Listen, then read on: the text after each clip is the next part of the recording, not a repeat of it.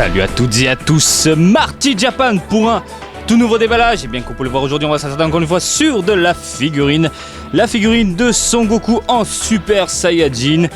Une nouvelle gamme, les Resolution of Soldiers Volume 1.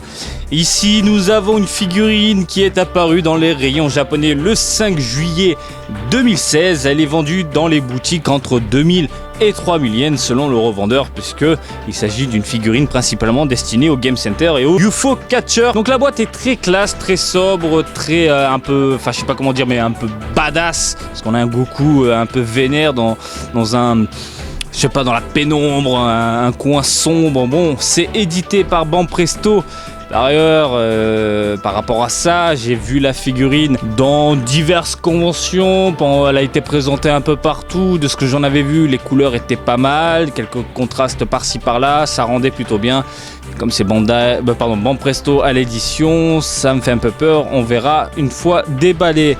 Ici, vous pouvez voir, c'est licencié Dragon Ball Z. Et il y a une collaboration actuellement avec Dragon Ball Z Dokkan Battle, puisque ce personnage-là est disponible dans le jeu. Et il est possible de le récupérer en non pas UR mais LR, ça fait mal. Bref, pour revenir au sujet, donc cette figurine là, voici la boîte, très sobre.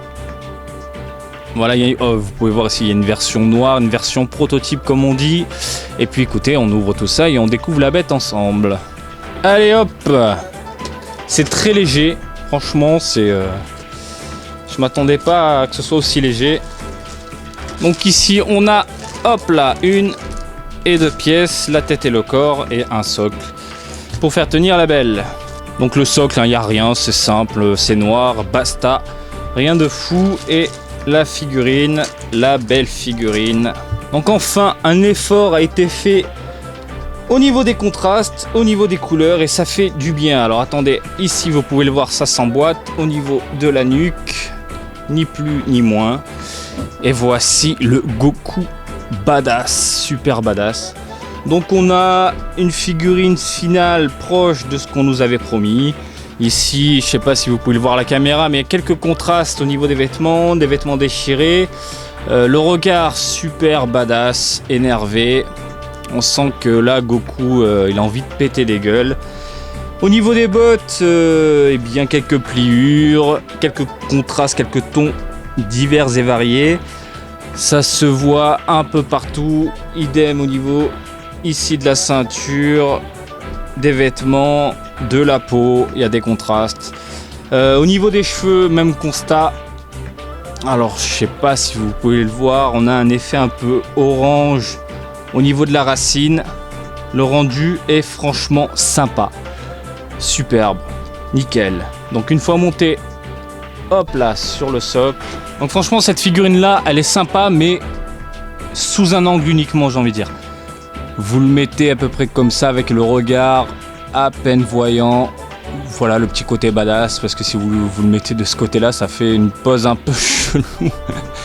Mais bon, c'est à votre convenance, peu importe, c'est selon les goûts, mais de ce côté là, bien badass, ça claque super bien. Niveau taille, qu'est-ce qu'on a, socle compris? Ça a l'air tout petit.